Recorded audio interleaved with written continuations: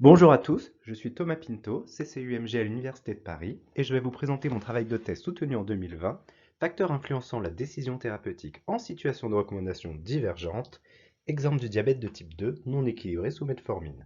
Cette thèse a été dirigée par le docteur Hervé Picard.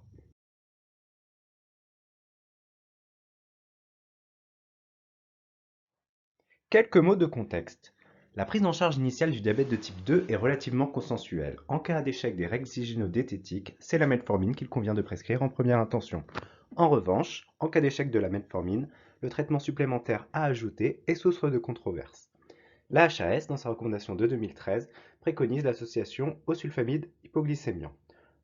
La Société francophone du diabète, quant à elle, en 2017, place la sitagliptine devant les sulfamides hypoglycémiants dans la stratégie thérapeutique. Avec une grande constance, la revue exercée se méfie de l'utilité d'un équilibre strict de la glycémie. La revue Prescrire, avec également une grande constance depuis la commercialisation des inhibiteurs de la DPP4 jusqu'à aujourd'hui, considère que l'ensemble de la classe dont fait partie la sitagliptine a un rapport bénéfice-risque toujours défavorable. Il existe une réelle corrélation entre le taux d'hémoglobine glyquée et le risque de complications micro- ou macrovasculaires.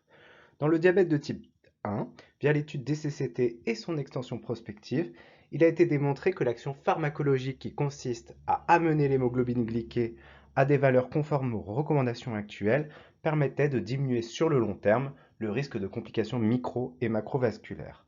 Il a également été démontré que les patients gardent le bénéfice d'un équilibre strict initial si l'hémoglobine glyquée venait à se détériorer par la suite. C'est ce qu'on a appelé.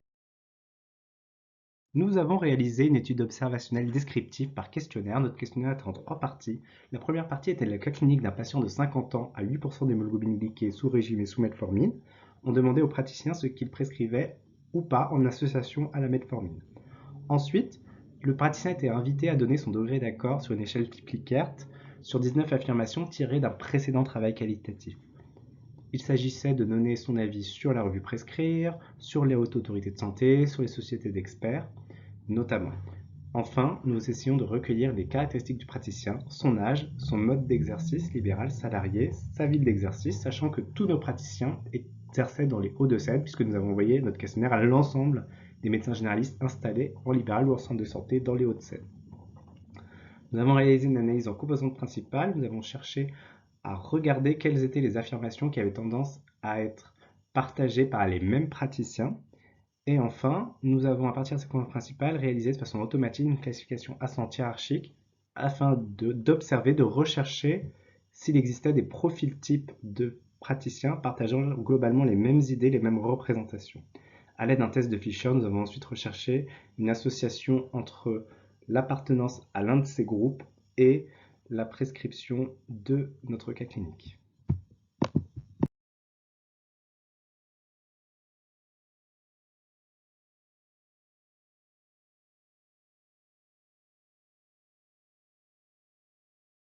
Nous avons mis en évidence 3 profils types de praticiens. Le premier était un groupe qu'on a dit sensible à l'expertise. Ils se réfèrent aux sociétés d'experts, ils vont avoir tendance à suivre les spécialistes et le délégué du laboratoire peut être une aide pour la prescription d'une nouvelle molécule. En revanche, ils se méfient fortement de la revue Prescrire car selon ce groupe, si l'on suivait aveuglément la revue, on se priverait de thérapeutiques potentiellement utiles pour les patients.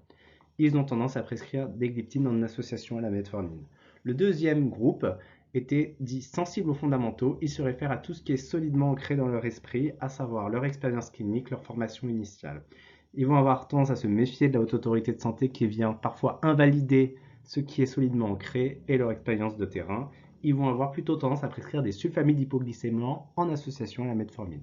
Enfin, le dernier groupe, sensible à l'indépendance, qui va se référer à la revue Prescrire puisqu'indépendante des laboratoires pharmaceutiques et va se méfier des laboratoires et de tout ce qui est potentiellement infiltré par les laboratoires selon eux, à savoir la haute autorité de santé, la nouveauté qui pour eux apporte peu de bénéfices aux patients et vont se méfier de la physiopathologie et de leur expérience clinique.